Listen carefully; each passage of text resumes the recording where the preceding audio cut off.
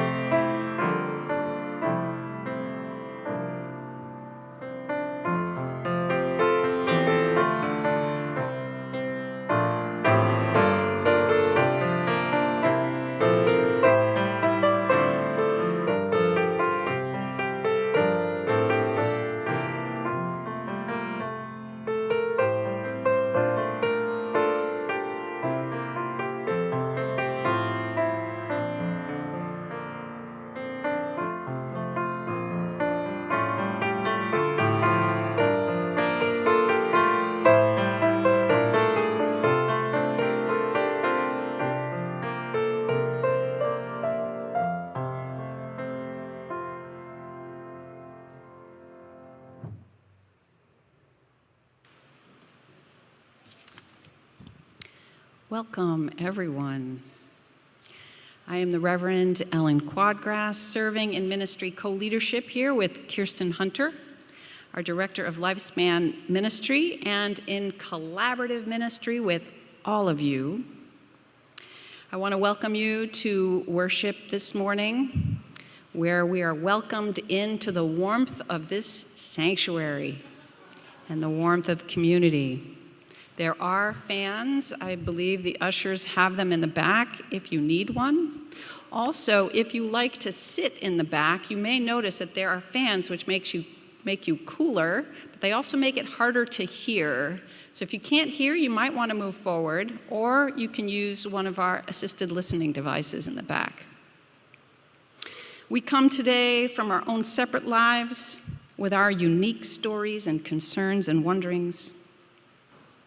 In this shared space, let us remember what is precious inside each one of us, the emerging possibilities that surround us, and the transformational connections we can create when we open our hearts to one another.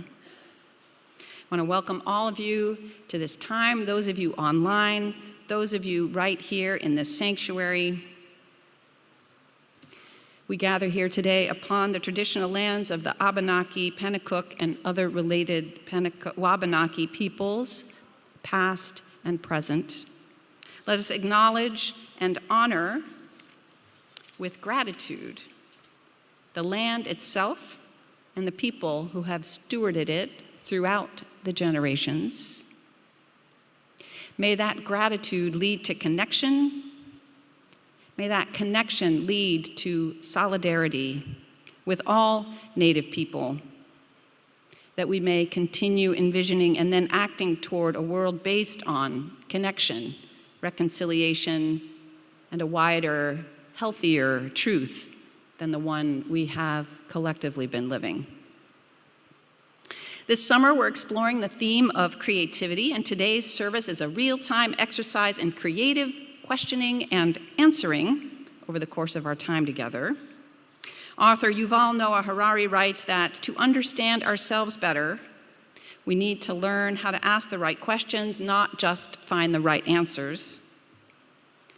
And physicist Richard Feynman said, "I'd rather have questions that can't be answered than answers that can't be questioned."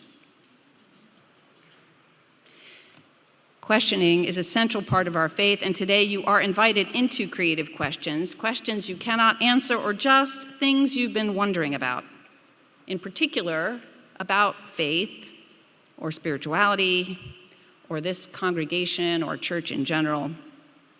Kirsten and I will offer some answers, not because we have all the answers, but as part of evolution of questions and wonderings that may lead to insights or to more questions and more wonderings in this ever-evolving practice of learning.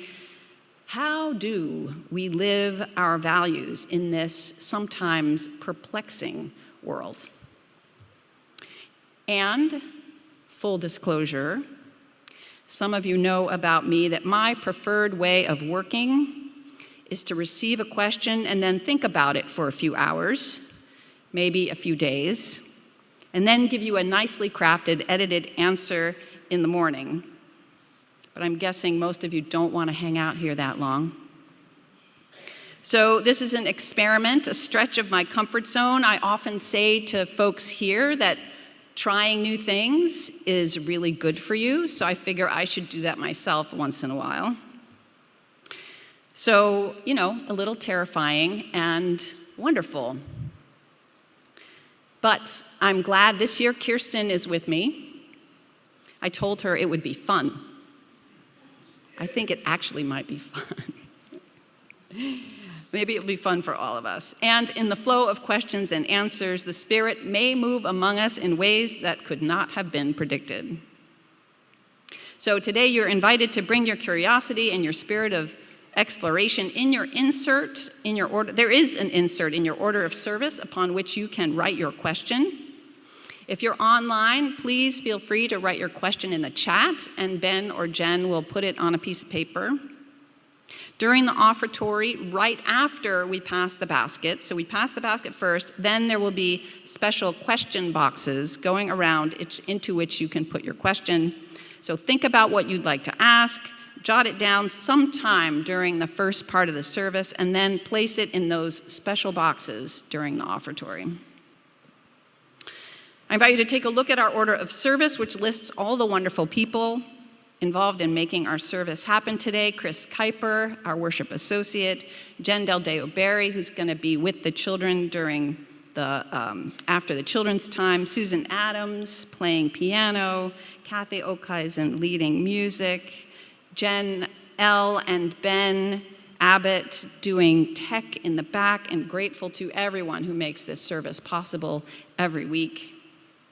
Please note that after the children's story, if you have kids who are going to be with her outside and you haven't already signed them in, please do sign them in. If you're new here, please sign them in, and then follow her down the aisle and out the door for the children's opportunity. And every one of you is invited to stay for fellowship right outside these doors for coffee, treats, and conversation. And here is a question about questions that I invite you to ponder with one another.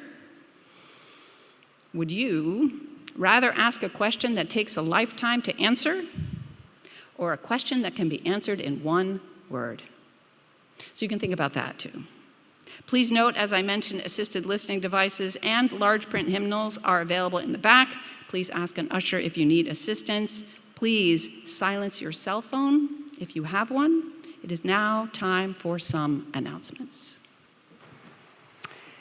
Yes, just a few announcements, and most of them are in your order of service, so you can read more about several things that I'm going to lift up for you. Today, all poets and poetry lovers are invited to share poetry resources. There's a little paragraph about that right in the order of service.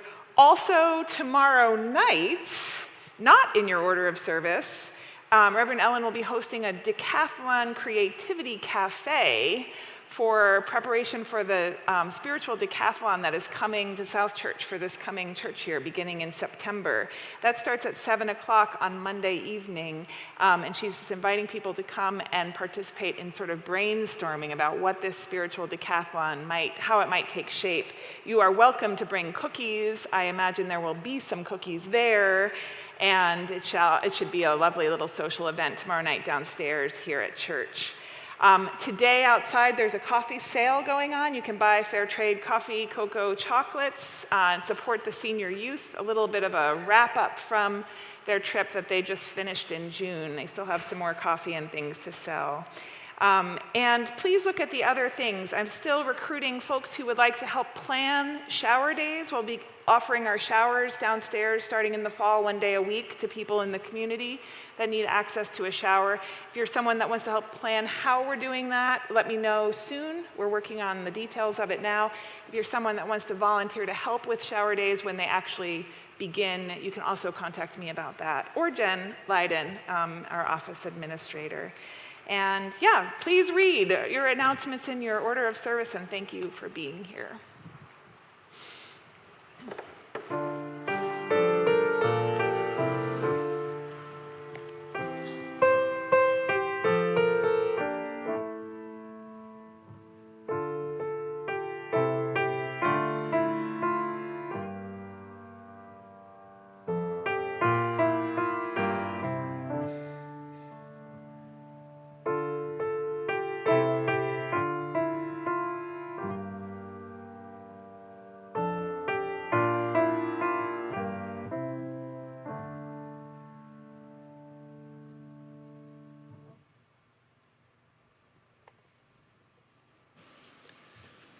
Good morning.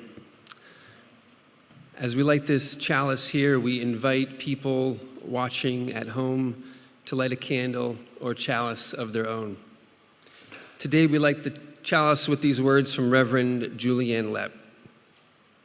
We seek our place in the world and the answers to our heart's deep questions. As we seek, may our hearts be opened to unexpected answers. May the light of our chalice remind us that this is a community of warmth, of wisdom, and welcoming of multiple truths. Please rise in body or in spirit and join me in reciting the mission statement printed in your order of service. At South Church, we nurture spiritual growth through worship, learning, and community.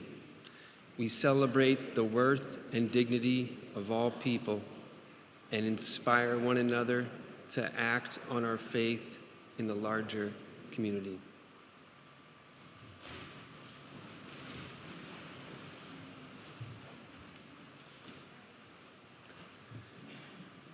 The world's leading experts in question asking and the inquisitive sciences are a subset of our human population that we call children.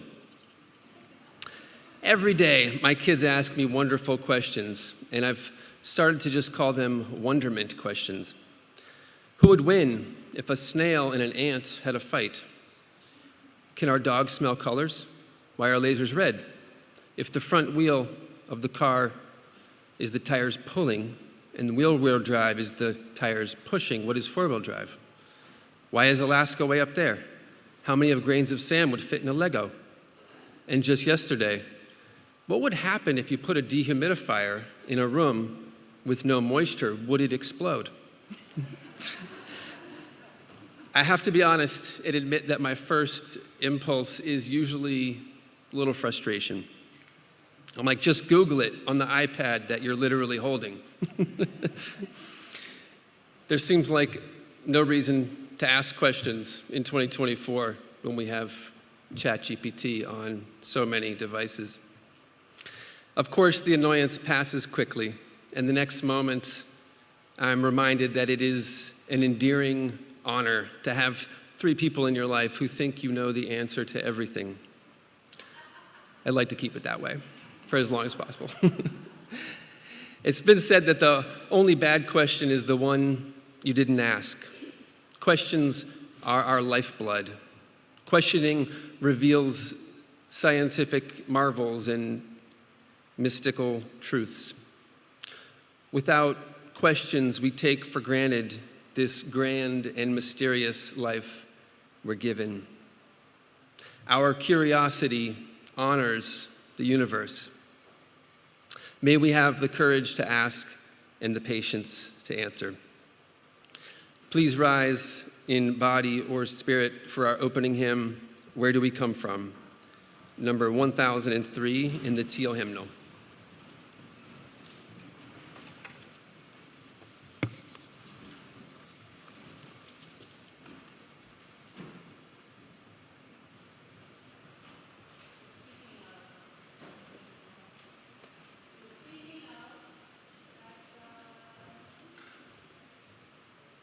Maybe I have to turn it on. Huh? Speaking of stretching our comfort zone, we're going to do a 2-parter today as part of preparing for our hymn sing next week, where we're going to do 3 parts. So we're going to have split up into 2 sections. So we over here are going to sing the part labeled number 1, and these folks over there are going to sing the part labeled number 3. And I'll start and just jump in when you feel like you've got it. We'll go through this part for like 4 times, and then you guys will jump in with Kathy, and you'll pick it up, because that's how humans work. We'll see how that goes. All right.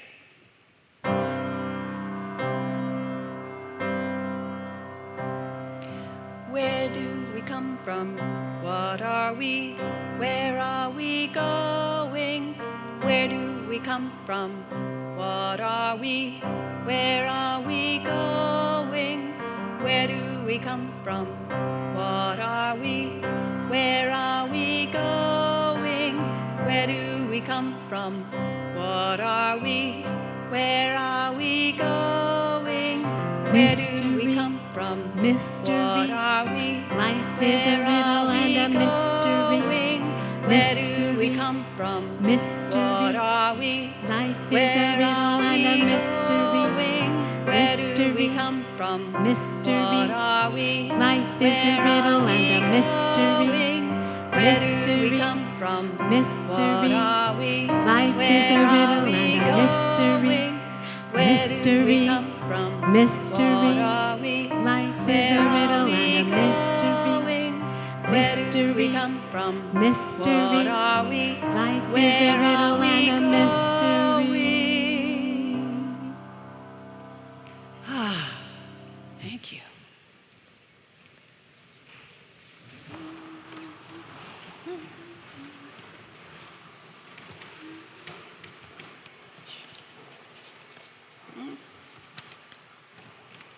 Okay, so if there's anybody of any age that would like to come forward, you can. Jen Del Deo Berry did a wonderful thing for us. She spent a little time with younger folks in our congregation to generate some questions from them so that they can be part of our Q&A today before they head out to do some RE stuff on the front lawn. And so Ellen and I have a bunch of questions, and we were supposed to just pick 2 or so, but we couldn't pick. Couldn't because do you it. all had such good questions. They were so good. We decided We did. to do lightning round. We're going to answer them as quick as we can. And So fast. we feel ready Okay. to answer these questions. Yeah. So we'll take turns asking the questions. We'll each tell you our answer, and we'll go to the next one, and we're going to see how quick we can get through these questions. Question number 1. Yeah. What are your favorite colors, Ellen? Teal? Teal. Mine's orange. I wore it today just because I knew you were going to ask. That. Oh, those are complementary colors on the They color are, look wheel. at that. Oh, but we got to get faster, We gotta faster, move. faster. Okay, Kirsten, do you play Minecraft? I have played Minecraft, but only like a handful of times when my kids were younger. And I can't say I was really great at it, but it did seem fun, and it seemed like there was a lot more possibility than what I was able to figure out when I played. How about you, Ellen? And I have seen people play Minecraft, and I have heard of people who play Minecraft. Okay. Yeah. Ellen, what was your favorite subject in school? Ooh, probably band Nice. and history, because my band teacher and my history teacher were both very funny people. Yeah. My favorite subject in school, I think what I said all through elementary school, maybe into middle school, was lunch. But as I got older, I started to really like social studies and English. So.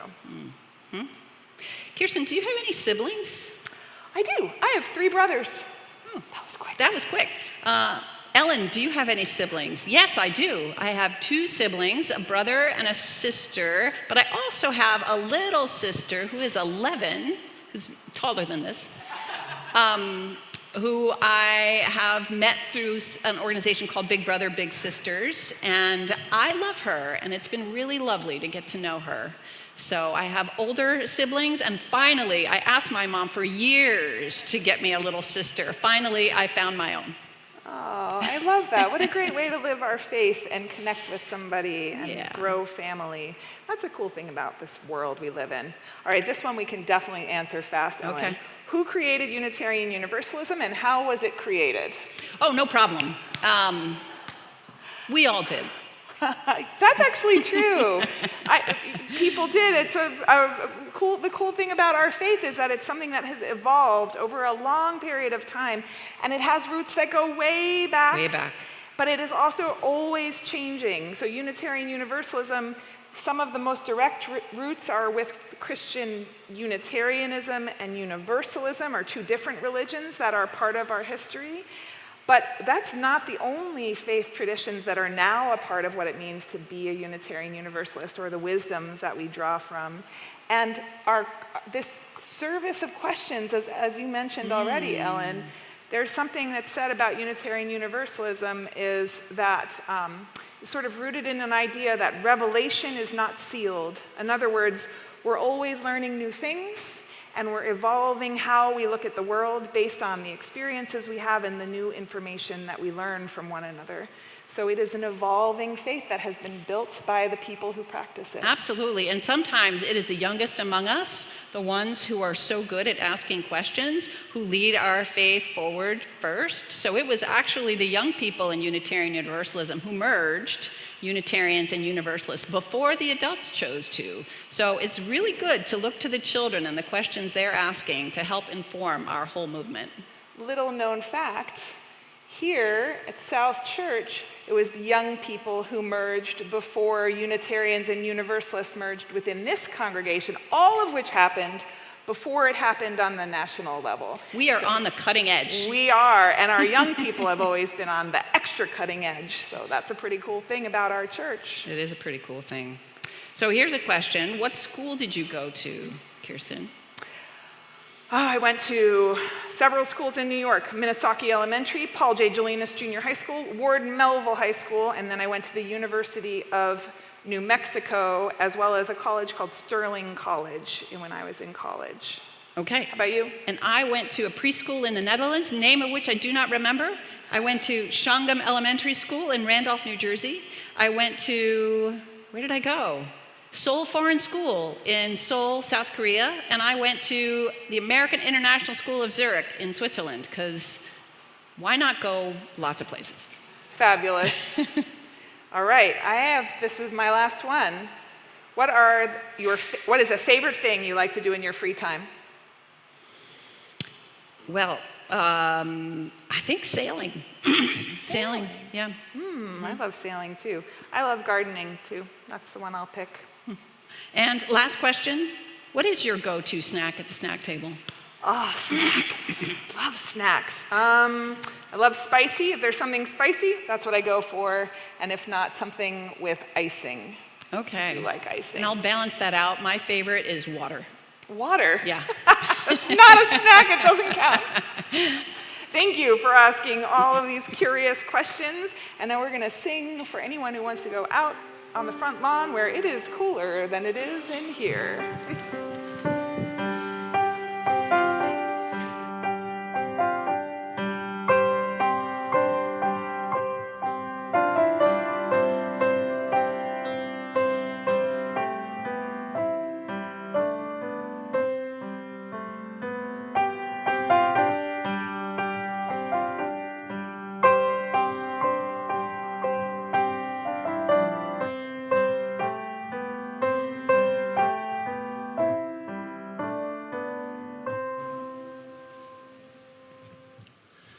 During the month of August, our collection will be shared with the Crossroads House.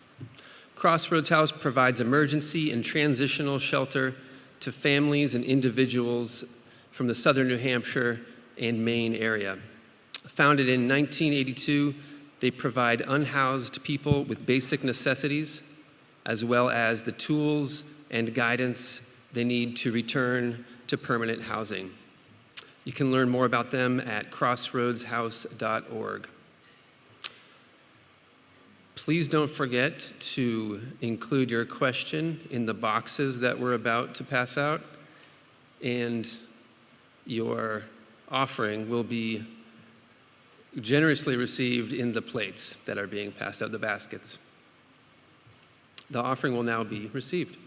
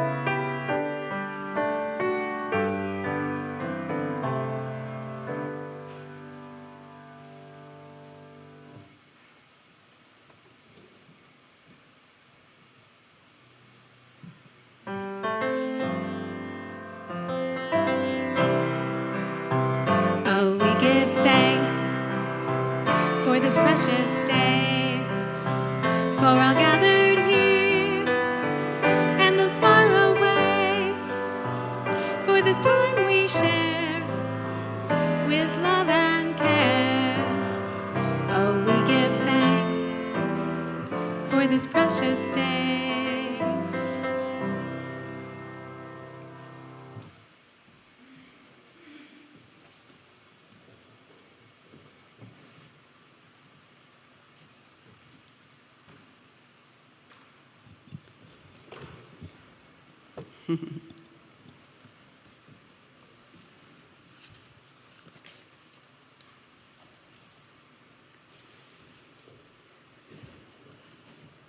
Let us enter a time of community prayer and meditation. I'd like to begin by letting you know I asked Carlo Natoli if I could let you know this, and he said I could. He had a stint in the hospital last week, but the very good news is that he is on the mend. And he told me that he and Jim are very grateful for all of your caring thoughts and thoughtful cards. Let us continue to hold Jim and Carlo in our hearts as Carlo continues to recover. Let us gather our hearts and minds. Spirit of life and love, you call to us always to take a deeper breath, to take a second look, to pause, to let fresh light in, to open up, find wonder. When we or someone we love is hurting, may we invite love in, offer compassion, space, kindness, healing for others or for ourselves. When we are upset for any reason, may we open to insight, understanding, possibility. When we find ourselves feeling harsh toward ourselves or toward one another, may we take a breath, stop a moment, hold that thought a second. Remember, there is time, space to feel whatever it is we're feeling right now, but also not to stay there. May love guide us through. When we are frightened, when the world around us evokes concern or heartbreak, may we connect right here and right now to this community and to this moment. May we hold to our hopes, remember our voices, lift up our dearest visions, and take our next action. Even the tiniest move toward justice or kindness makes a difference to someone, somewhere, and it always touches the person who offers it. And Spirit, may we cultivate joy. There is joy to be found in the friend whose health is healing, in community coming together, in sun and rain and cool water, in a heartfelt smile, especially when it comes from inside us. Holy Spirit of love, may we take you in, be held by you, be bolstered by you. Let your Spirit flow through us and out into the world around us. May it be so. Amen. Holding all that is in our hearts this morning, holding all that is in your heart this morning, I invite you in a moment to come forward for a time of lighting candles, a public witness to what you hold inside. Remember, if you are going through a difficult time, I am here, Kirsten is here, as are your pastoral associates. If you need us, please fill out the card in your pew or come find me or email me or one of them after the service. We are here for you. I now invite you to light a candle of joy or sorrow that is in you today, or simply take in this time as a time of meditation and connection.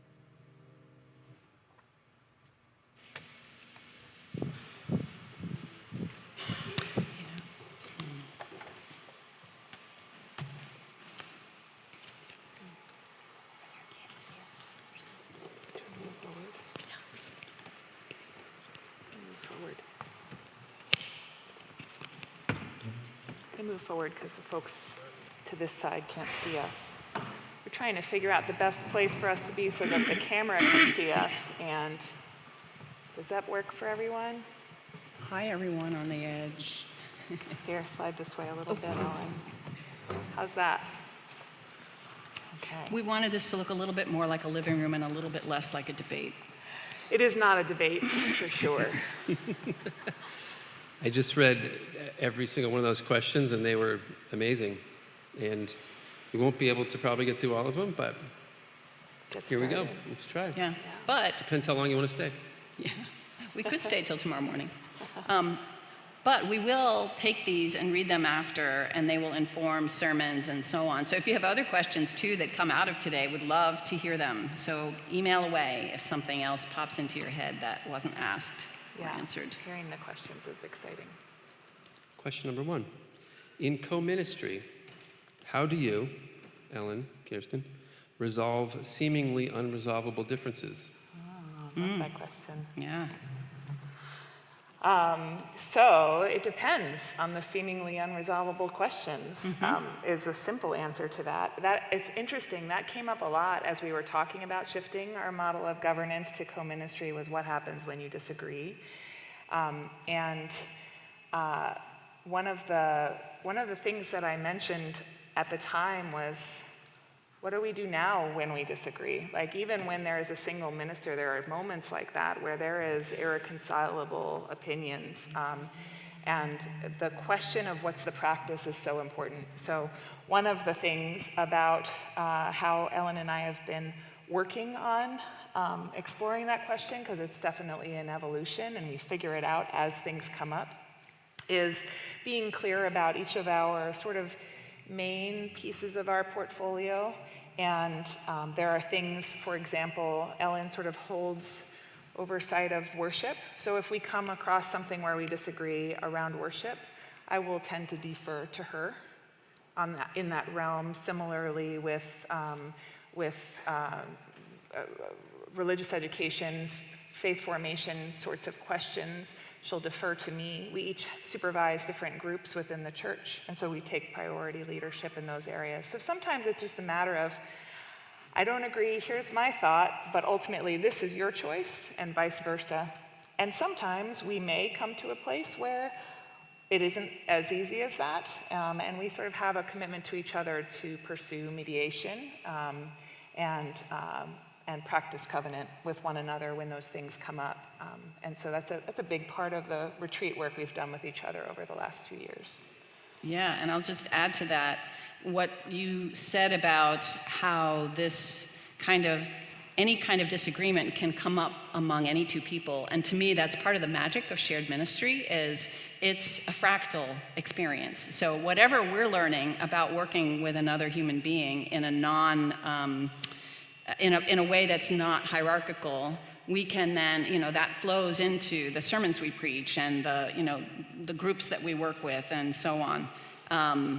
And I think covenant is a really important part of it, is kind of figuring out what is important for each of us in the mix, and also, frankly, the 6 characteristics of love that Bell Hooks wrote about and that we talked about back in, I think it was January, like just showing up with curiosity and openness and both and thinking, like, here's what I think, here's what you think. They seem to be different, but look, they're actually just on different dimensions. And, there's a piece of this that's true for me also. And here's where I don't agree with this, but I agree with this. And maybe we could find a way to move forward on the common ground, even if we don't have exactly the same view of a particular situation. So it's been good and generative. Mm-hmm. Thank you. What do you mean when you say in shared ministry with all of us at the start of each service? So we said we would take turns answering these first. So my turn to go first. What I mean is that in a Unitarian Universalist congregation, we all have a spark of the divine. We all have a piece of the truth. We all have something unique and precious within us that is ours to offer. And when we do that together, we create something with one another that none of us could do alone. And there's a really special power to that. And that goes from individual conversations or group conversations you might have at coffee hour to the organized structures of the church. This is not a grocery store where you go and get things, that you need. This is a co-op where everyone's putting something on the shelf for everyone else to find. And the beauty of it is that our spiritual development, while some of it happens on Sunday morning from receiving, or some of it happens in covenant group or from receiving, but a lot of it happens by acting and living our purpose and leaning into our growing edges. And trying something we might not have tried before and learning and growing from it. So that's one thing that I mean. I don't know if you want to add anything to that. I mean, that gets to the gist of it for me. The one thing I would put in there as well is in any number of instances, I can think of times where something comes up and the question of like, what is our response? How are we called to respond to this? Is not something that we can best determine just by Ellen and I talking with one another or even just within the staff team. And it depends on the thing. Sometimes it's, I'm going to call Tom. Sometimes it's, I'm going to call Alyssa. Sometimes it's, I'm going to call Sky or Brad or any number of you all who hold pieces of this beautiful thing that so it is, it is, I love it to co-op. It really is. It feels that way to me. Is the sanctuary ever open to just go and sit and gather myself? It isn't in a regular way, but I opened it last year after the mass shooting in Maine for that reason. Like, sometimes it's nice to just come in, and I've thought about that a lot. So I think that's something that we could, as a community, talk about, figuring out a way to do that. We really need someone in the building, and the challenge is that our offices are down the road. So it makes it hard to have this building open when there's no one here to make sure it's being treated correctly. But I feel that need, and certainly as a member of the community, you can buzz down to the office anytime and say, I just want to come into the sanctuary, and we can buzz you in, particularly during hours. So it's not straight open, but you have access to this building if you need it anytime. Just reach out and let us know. How do we get young adults more interested in our UU church? Can I take this one too? Yeah, go for it. I'm holding that, and then Ellen will go next because it's close to my heart, and it is hard. So I was a UU young adult, and many of my dear friends were UU young adults who were really active in the Unitarian Universalist youth community and then went out into the world. And sort of that fissure is a really common struggle. Part of it has to do with the fact that so many young people go away to college or away to work or away to serve in the military. They leave our community, right? And they're connected to this church, but not necessarily connected to our wider faith. So I've been working on this for a number of years, and we're still just emerging, but I feel a change in tide, and I feel like we're getting closer to being able to have a young adult cohort. Once they see one another, once young people see one another in the space, it starts to take a life of its own, but it's getting that started that's hard. So a part of it is the commitment this congregation has made for years to young people in our church, which has been remarkable. And so people are growing up and through this church and continuing to come. And there's folks in the room right now who are emerging adults who still feel connected to church and still come back, and that's a part, and that has to do with how you all have prioritized young people. The other part is creating opportunity, figuring out what connective opportunities they want and helping build them. And I've been working with a cohort of folks. Ellen has been working with a cohort of folks on that, and starting to get that going. And the third is connecting them to Unitarian Universalism as opposed to South Church. Because many of the young people in this community are not the kids that we raised up, right? The young adults have moved here from other places, and so having that sense of a connection to this faith and what this faith offers is a part of that object. And again, we've been working on that for a long time now. We're going to GA with our young people this year. Like, we try to have these connect to the wider faith movement opportunities as part of that initiative, and it takes time, and it's something every church struggles with, but I really feel like South Church is making some great progress toward that being a reality soon. Yeah, and I'll just add that last year, the wider UUA Association, our New England region, offered what they called Context, which was an opportunity for members of congregations in this part of the country to learn more about Millennial and Gen Z, in particular what their lives are like, and how we can support them to find a place and find home in a place like this. And the reality is, their lives are different from those of us who are in different generations. And there's financial concerns and there's time concerns. A lot of folks in millennial generations have young kids and not enough money, and it's just difficult to come to church and be part of a place like this. So one of the things we talked about was how can we do a little more to create those spaces where they don't have to pay, or where it's not about them giving a lot of time, but being able to find a place to just, be themselves. So I think all of that is part of the big picture. We're not alone in wanting to create spaces for our younger generations. And I think as we keep thinking about it and asking and, being welcoming in all the ways, we're continuing to learn how to be welcoming, we get to see how that evolves and unfolds. Because I do believe that our younger generations, all of us, are thirsty and hungry for what this faith can offer. And let's keep looking at how we can make this accessible and more visible for those who are seeking it. Is Unitarian Universalism elitist? Do we think we're smarter than the other faiths? I'm just reading these. Just reading. It's a great question. It is a great question. It reminds me when Unitarians and Universalists merged, the sort of slogan, sort of funny slogan about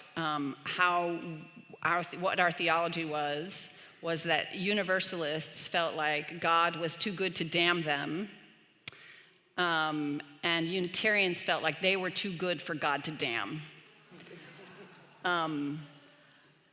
Our Unitarian forebears in particular tended to come from the well-educated, just the way it was. Those were folks who had the time, the well-educated and well-heeled, let's just say. They had the time and the space to think critically about what was being taught elsewhere. Perhaps that's why that thread has come through to us. Our Universalist forebearers were more diverse, I would say, in their socioeconomic backgrounds, but are we? I don't think it's a yes or no answer. I think let's notice where we are and when we are. When we ask someone at coffee hour, like, what do you do for work? Maybe not have that be the first question. Or, where'd you go to college or whatever. Sometimes we don't even notice the assumptions that we're making about the people that we're talking to, and keep practicing asking really open-ended questions and letting, creating that space for one another. So did you want to add anything to that? No, I love that. I love noticing where we are. I think the answer is yes, because our wider culture is. And one thing that I think I've found to be true about Unitarian Universalists is we are a little mini microcosm of what's out there. All the things that are out there are in here. And so the noticing, but I do think the language around noticing and the practice of noticing has shifted. As someone who has watched this faith evolve over the last 25, 30, 50 years, I do think that we are beginning to embrace humility as a faith in a way that will serve us, and I think we need to continue to do that. And that is really turn the microscope down and look at yourself, because this is where the real work is. We can do what we can to plant seeds out there, but this is what we can change. And all of us have those kinds of biases within us, no matter where we live, because we swim in the culture that has it. I have to just say, I just looked at my watch, but the first thing I wanted to say is this is fun. Y'all ought to try it sometime. Maybe we can do one more question, or if it's a quick one, or what do you think, Chris? Because you were just kind of talking about it, maybe you could answer quickly. How has UUism changed during your lifetime? Great. You kind of just mentioned that. Yeah, it has. It's changed a lot. And it depends where you are, how it's changed, because every UU community has its own particular quality. I grew up in a UU congregation that was called a fellowship. It grew out of the fellowship movement, and so it grew out of sort of a piece of Unitarian Universalism that was in particular sort of pushing away our Christian roots. When I grew up in my congregation, we did not say the word God almost ever. We weren't called a church, right? There was all kinds of like that religious language that we really pushed away. And I also grew up at a time when I went to church on one wing of the building and the adults went to church on the other, and we really never mixed. Both of those things have affected me as an adult Unitarian Universalism because there is a limitingness. It is limiting to remove God language from our faith tradition, just like it is limiting to have it only be God language, right? And so one significant way I've seen our faith change is beginning to really grapple with what does it mean to be a pluralist community? What does it mean to welcome multiple perspectives and honor that? I don't know what that sound is. Is it your phone? Oh, it is. I'm so sorry. I put a timer in, but I didn't realize that it had an alarm on it. Apologies. And the other thing that I'll say is I feel like we had, for a long time, sort of have worn the cape of being a social justice church. And I think we're beginning to realize that we are among many who are doing incredible work in the world, and we aren't always the ones that need to be leading. And that, I think, is also a liberating shift for our faith communities to be asking, okay, who's central to this particular issue? Who's doing the deep work? Who's got the most community relationships? And how do we support them if it's not us? And how do we keep building those relationships and recognizing that we belong to the community and the world around us? And like working on those relationships and having the humility to be helpers, not the ones who get all the credit. That's been a shift since I was a younger person, and I think it will serve our faith well. I want to add one thing that you've noticed. Yeah, building on that, or separate from that, another aspect to how we've changed is being more intentional around anti-racism and inclusion in particular, but anti-racism in particular. And that, through the lifetime of my experience as a UU, has changed significantly since about 2016, when a whole bunch of things kind of went down in the association. And we've been much more intentional about really recognizing, look, this is not just something we need to do over here. This actually needs to be central to what we do and to who we are, because it is that big. And it's taken me a really long time to realize it's not sort of, like it's not 10% of me that is kind of, a little confused. It's probably 90% that has been imbued with the values of our culture that are really kind of racist. So I think really putting more attention on that has been revolutionary, and can be. It's begun to be revolutionary. And I'm hopeful that we will continue to really take that in and learn and grow about how to be anti-racist as a church and as a wider movement. Amen. Thank you.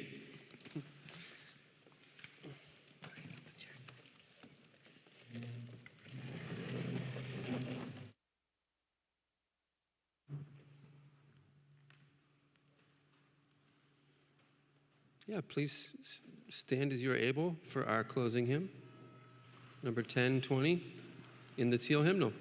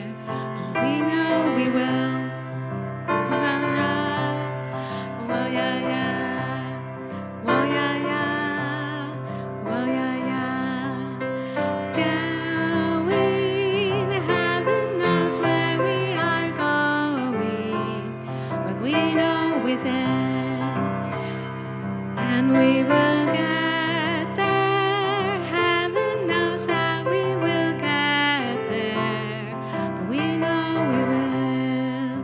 Woyaya, woyaya, woyaya, woyaya, woyaya, woyaya, woyaya, woyaya.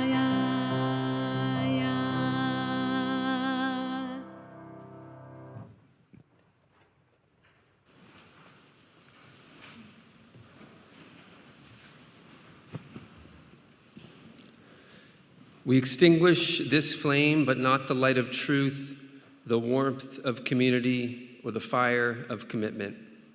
These we carry in our hearts until we are together again.